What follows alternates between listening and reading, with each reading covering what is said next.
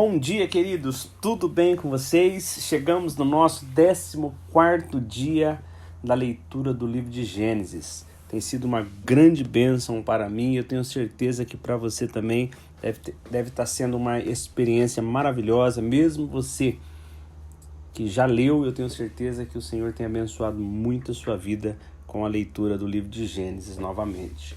Queridos, ontem, no capítulo 39, termina com José indo preso e conta que o Senhor o abençoou dentro daquela prisão ao ponto do chefe da guarda passar a confiar tanto em José que confiou a ele o cuidado ali daquele cárcere, ao ponto de José não ser vigiado. Agora no capítulo 40 começa nos informando que algum tempo depois o chefe dos copeiros e o chefe dos padeiros de Faraó, eles de alguma forma ofenderam a Faraó.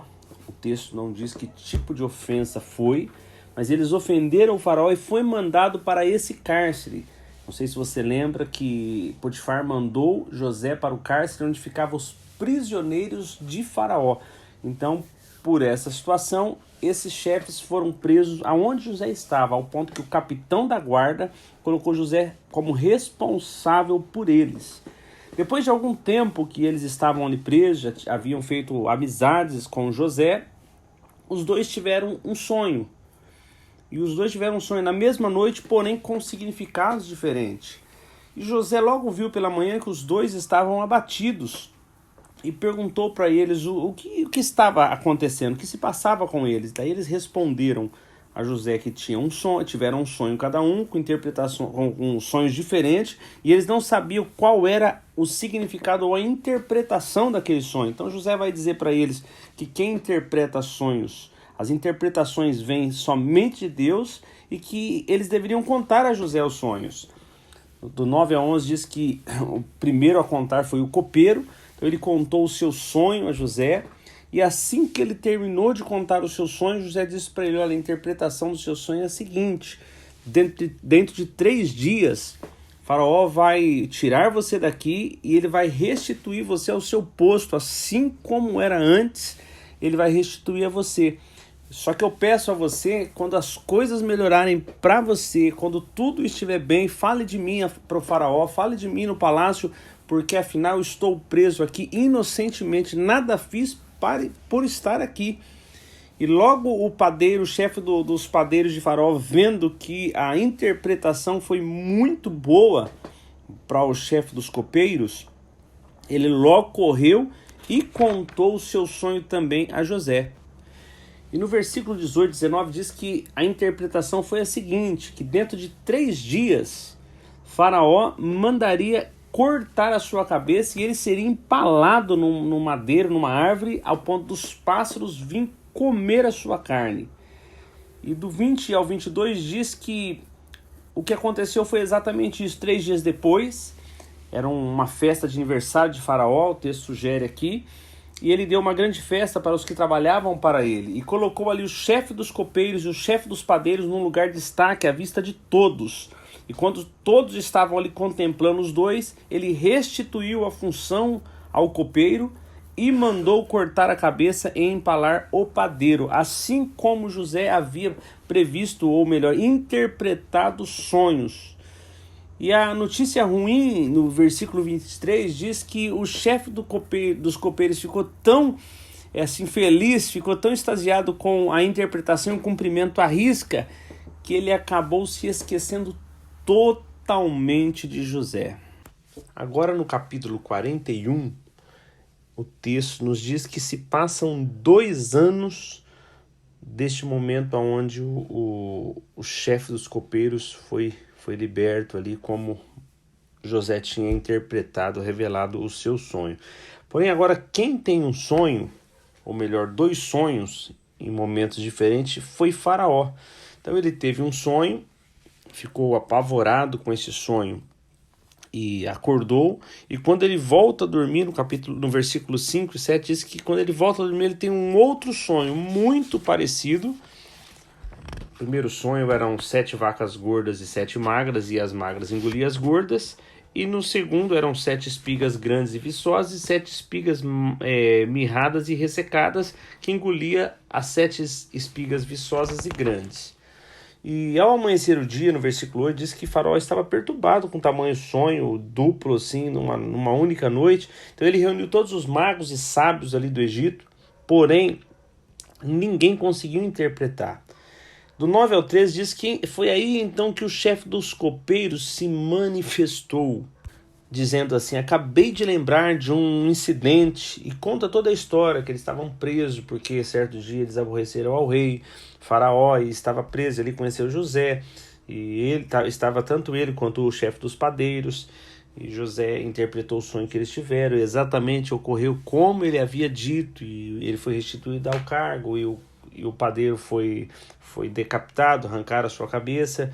Então, quando ele conta essa história, no versículo 14 diz que Faraó mandou buscar José imediatamente. Então, eles foram lá buscar o José, fizeram a barba dele, ele se banhou, colocaram roupas limpas e rapidamente ele se apresentou a Faraó.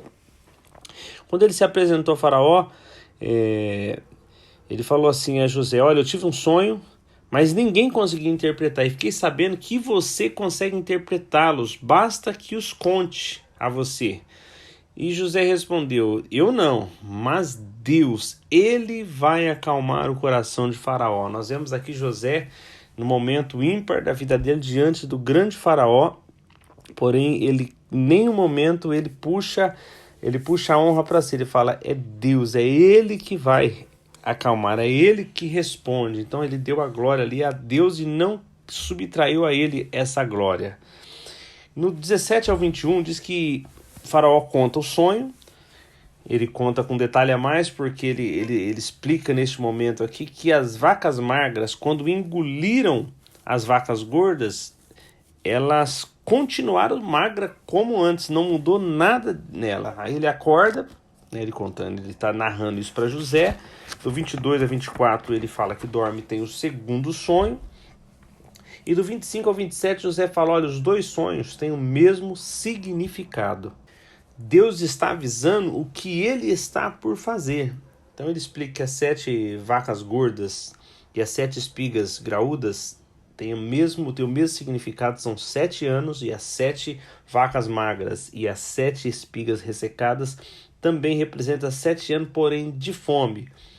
Do 28 ao 32 ele fala assim que o significado, como ele já havia dito, era Deus dizendo a Faraó o que estava por fazer. Então estavam para chegar 7 anos de fartura em todo o Egito, e em seguida viria 7 anos de fome. O país será arrasado pela fome. O fato de ser 2 sonhos, ele traz a Faraó, que denotava a pressa, ou assim, o quanto estava próximo para Deus agir, como ele estava informando a Faraó em sonho. E aí agora do 33 ao 36 nós vemos José assim ousando agora aconselhar, orientar o grande Faraó do que ele deveria fazer. Então ele fala que o Faraó devia escolher um homem experiente, sábio, para administrar o país. Esse homem deveria criar uma equipe de trabalho, uma força-tarefa, para que ele pudesse organizar tudo nesses primeiros 7 anos. Era para que reunisse todo o alimento produzido em armazéns estratégicos, em lugares estratégicos, para ser consumido somente lá nos 7 anos de fome que estariam por vir. E seria a única forma do país não ser arrasado pela fome.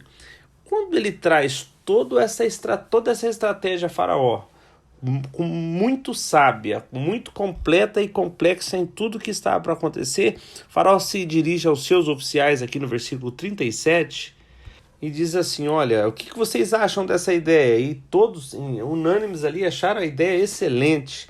Então ele volta e se dirige no 38 aos oficiais e fala assim: então, por acaso será que esse não é o homem de quem nós precisamos? Encontraremos outra pessoa igual a ele em quem esteja o Espírito de Deus?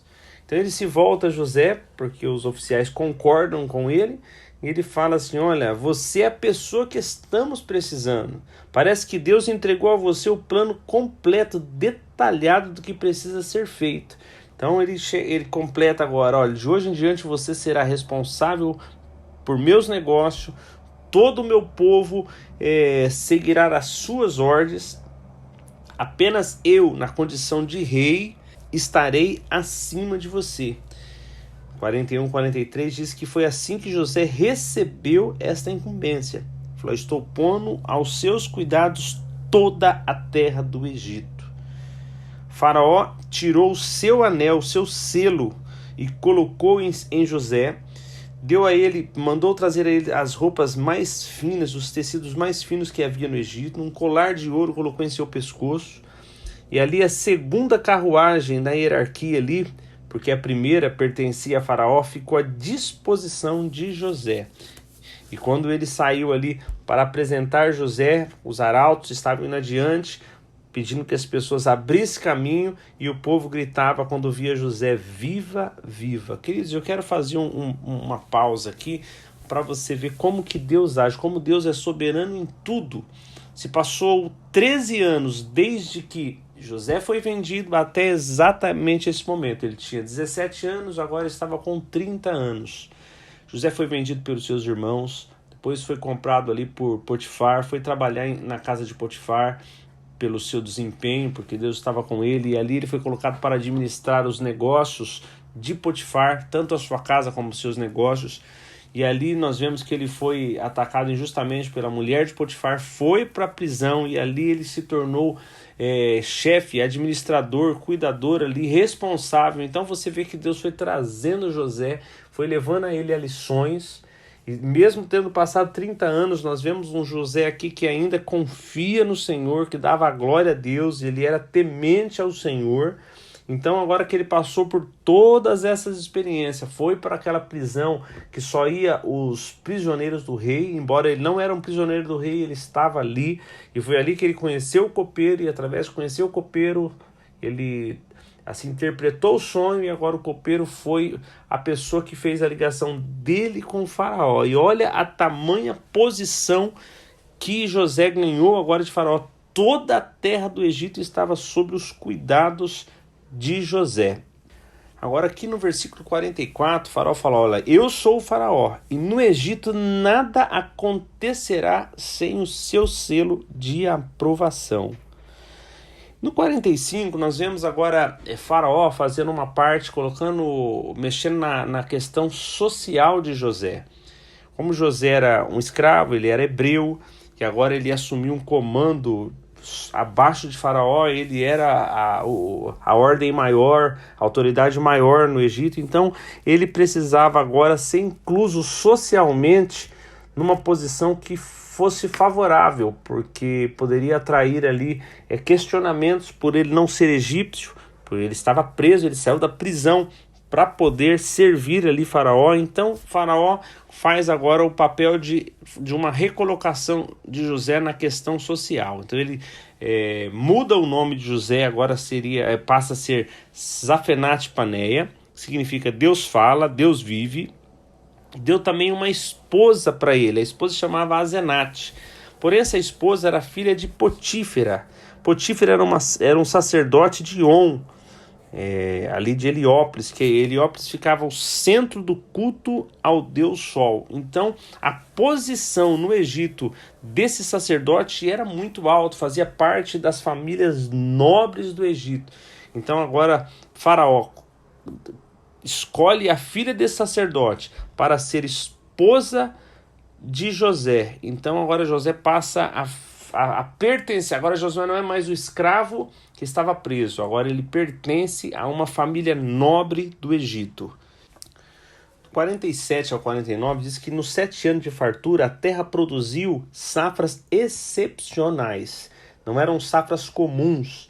Eram 7 anos de fartura mesmo, assim como Deus havia revelado a José através do sonho de Faraó. Então José juntou dos 7 anos bons de fartura alimentos e estocou em diversas cidades armazéns.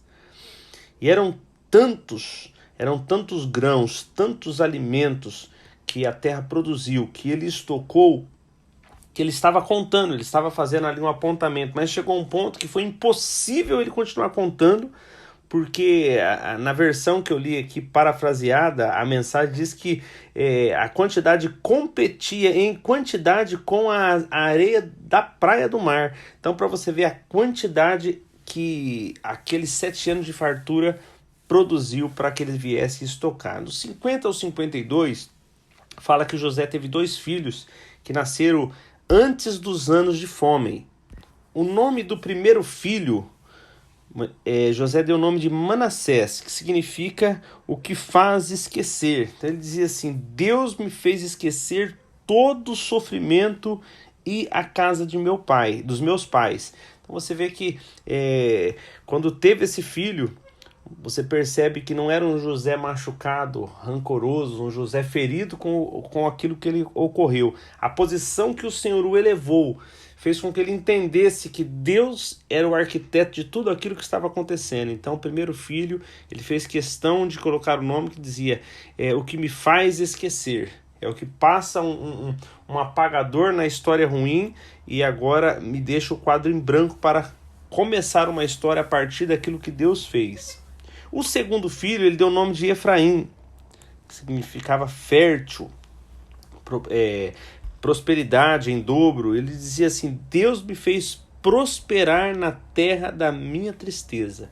Então, o lugar que ele chegou como escravo, humilhado, ali assustado por ter sido vendido pelos seus irmãos, foi comprado, passou momentos difíceis, depois foi ali acusado injustamente e pela mulher de Potifar, como se ele tivesse cometido um crime que não cometeu, foi para a prisão, ficou preso um tempo, conheceu ali o copeiro, Deus trouxe a solução sobre o sonho, o copeiro esqueceu dele, passou-se mais 2 anos e agora na posição que ele estava, ele reconhece que Deus fez ele prosperar na terra da tristeza dele, por isso que o segundo filho se chamou Efraim. Dos 53 aos 54, diz que os 7 anos bons de fartura passaram, então começaram os 7 anos de fome, exatamente como José havia predito ali a Faraó. A fome atingiu todos os países, não somente o Egito. Todos os países em volta foi atingido pela fome, porém somente no Egito. Ele era o único lugar que tinha alimento. No 55 diz que a fome era sentida em todo o Egito e o povo desesperado foi procurar Faraó para buscar uma solução. E Faraó falou: procurem a José e façam o que ele disser. No 56 e 57 diz que no momento que a fome se agravou em todo o país, José abriu celeiros e começou a vender mantimentos aos egípcios. E a fome era tão severa que não demorou até que o mundo inteiro, os países em volta começaram a fazer caravanas e vieram comprar mantimento com José. E a fome era grande em todos os lugares. Agora no 42, o texto volta novamente a Jacó, sendo que Jacó ficou sabendo que havia alimento no Egito, então enviou seus filhos para que eles comprassem alimentos. Ele só não enviou Benjamim, porque o medo de perder mais um filho fez com que ele segurasse Benjamim com ele. Todos os 10 foram para o Egito para comprar comida. Eles seguiram uma caravana, porque em Canaã também havia muita fome, então já havia uma caravana fazendo esse trajeto, eles foram juntos. No 6, o 7 diz que José, como administrador, era ele que fornecia o alimento para o povo. Então, quando os irmãos de José chegaram ali, eles o trataram com reverência e curvaram-se diante deles. E no mesmo momento, José reconheceu de imediato, mas resolveu tratá-los ali como fosse um estranho. José reconheceu, mas disfarçou. Foi áspero com eles. Então ele perguntou de onde eles eram, e eles responderam que eram lá de Canaã, que eles estavam ali para comprar alimento. E José sabia quem eles eram, porém eles não reconheceram nem de perto nem de longe José. E no 9 diz que José naquele momento lembrou dos sonhos que ele havia tido a respeito dos seus irmãos. E ele pegou, lembrando do sonho, de tudo que havia passado, ele falou para os seus irmãos agora: vocês vieram aqui porque vocês são espiões, vieram conhecer as fraquezas da nossa terra. E eles de imediato se defenderam: Senhor, isso não é verdade, nós viemos apenas comprar alimentos, somos todos filhos de um único homem, somos honestos. E José insistiu: não, eu não acredito em vocês. Para mim, vocês são espiões, sim. E no 13 eles responderam: éramos 12 filhos, o caçula ficou com o nosso pai e o outro já não está entre nós. Porém, José estava ali irredutível. E ele falou: nada me convence que vocês não são espiões. Vocês são espiões, sim.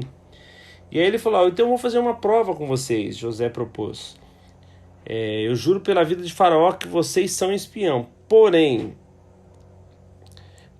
enquanto vocês não trouxerem o irmão mais novo de vocês para que eu veja e possam acreditar em vocês, vocês são espiões para mim. E ele falou: um de vocês vai buscar o seu irmão e os outros vão ficar detidos aqui comigo. Aí sabereis se estão dizendo a verdade ou não.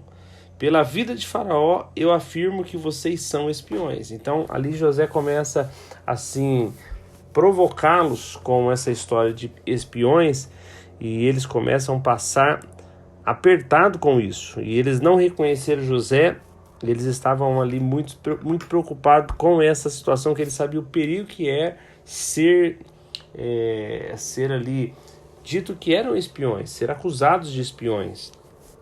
E nesse momento José prendeu eles, no capítulo 17, por 3 dias. E a fim do 3º dia José disse: vamos fazer o seguinte, para que vocês não morram, porque sou um homem temente a Deus, se forem honestos o quanto dizem, um de vocês ficará preso, e os outros voltarão para levar alimento e matar a fome dos familiares de vocês. Porém, tem que trazer o mais novo em minha presença para que vocês não morram. E eles não tinham uma outra opção, eles foram obrigados a concordar. No versículo 21 diz que quando José terminou, eles começaram a dizer entre si, porque José falava com eles através de intérprete. Então eles jamais sonhariam que aquele homem que conversava com eles através de intérprete entendesse a língua deles. E como José estava próximo ali, o intérprete provavelmente não estava junto, eles começaram a dizer entre si: olha, nós estamos pagando pelo que fizemos com o nosso irmão. Lembra que ele estava apavorado, pedindo clemência, e nem ligamos, e agora somos nós que estamos aqui em apuros. Aí Rúben interrompeu essa conversa e diz assim: eu não disse a vocês não façam mal ao garoto, mas vocês não me ouviram e agora estamos aqui pagando pelo assassinato dele. E José, entendendo tudo que eles estavam falando, ele se afastou ali para que ele pudesse chorar, porque foi muito forte esse momento para José. E depois que ele se recompôs, ele mandou ali que amarrasse Simeão e disse: agora ele vai ser o meu prisioneiro e vocês voltem lá para trazer o irmão mais novo de vocês. Aí José deu ordem para que os seus empregados ali enchessem as bolsas dos seus irmãos de grãos, mas era para que eles colocassem o dinheiro de volta deles dentro da bolsa de cada um. E também falou para que eles estivessem colocando enviando mantimento a eles para a viagem, separado daqueles grãos que estavam indo na bolsa, porque os grãos ele era ainda mantimento cru, precisava de passar por processo, então mandou que fizesse o lanche da viagem para eles também. Então eles carregaram ali os jumentos com suprimentos e foram. Quando eles estavam ali já distante do Egito, tiveram que fazer a primeira parada ali para dormir, um deles foi ali pegar um pouco de grão para entregar ao jumento, para dar ao jumento. E quando ele abriu a bolsa ali, ele viu que o seu dinheiro estava ali do mesmo jeito que ele trouxe. E não estava no fundo, estava bem à mostra. Então ele chamou os outros irmãos e disse: meu dinheiro foi devolvido. E ficaram ali assustados com isso.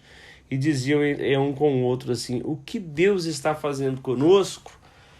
E do 29 ao 32 diz que quando eles chegaram a Canaã, eles contaram toda a história para Jacó. Contaram com todos os detalhes, como eles foram tratados asperamente por o governador, tudo que ocorreu contaram para ele.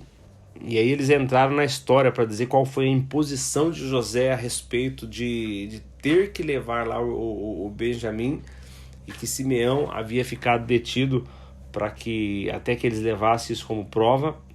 E nessa conversa, quando eles foram esvaziar as bolsas, aí eles se depararam com o dinheiro, não só de um, mas todos os dinheiros de todos estavam em cada um em sua bolsa. E eles ficaram junto com Jacó ali apavorados com isso. E Jacó falou assim: olha, vocês estão acabando comigo. Primeiro foi José, agora Simeão. E vocês querem levar Benjamim? Se eu permitir isso, eu corro o risco de ficar sozinho no mundo. Aí Rúben interpelou falando assim: olha, eu tenho 2 filhos, pai. Vou deixar os 2 filhos detidos com o senhor. Se eu não trouxer Benjamim de volta, o senhor pode matá-los, fazer o que o senhor quiser com eles, mas eu prometo, eu trago Benjamim de volta para o senhor. E no 38 ali, Jacó, ele não concorda e fala: meu filho não irá para lá com vocês. O seu irmão já morreu e ele é tudo que me resta. Se acontecer algo de ruim com ele, eu vou morrer de tanta tristeza. E assim chegamos ao fim de mais um dia de meditação da palavra do Senhor. Eu queria deixar para vocês aqui aquela hora que Faraó manda trazer José da prisão para que ele pudesse contar o sonho para José a fim do sonho ser interpretado. Eu queria falar sobre a humildade de José naquele momento, que ele levantou o nome do Senhor, falou: não, só Deus, quem faz isso é o Senhor, é Deus, é o Eterno que tem o poder de revelar os sonhos e a interpretação às pessoas. Então nós vemos a humildade de José. E em Provérbios diz que a humildade, ela precede a honra. Quem quer ter honra, primeiro precisa ser humilde. E temer ao Senhor é o princípio da sabedoria. Então que você possa meditar nessa questão da humildade, não aquela humildade de que as pessoas confundem humildade com pobreza, com poucos recursos, com simplicidade, e humildade ela não está ligada a isso. Principalmente no caso que você vê a humildade de José, naquele momento que ele estava numa situação tão difícil preso, ele poderia ali puxar os holofotes para ele e dizer: não, pode dizer Faraó que eu vou trazer a interpretação, eu vou resolver o seu problema. E é exatamente neste momento que ele dá a glória devida ao Senhor, ele glorifica a Deus, colocando para Faraó que era Deus quem revelaria, era Deus, somente Deus poderia fazer isso. E que você fique com essa palavra, que o Senhor o abençoe, que você possa ter um dia abençoadíssimo, uma sexta-feira abençoada, cheia da graça de Deus. E amanhã estaremos aqui em mais um dia de exposição do livro de Gênesis, se assim o Senhor nos permitir. Fiquem com Deus, querido. Deus os abençoe.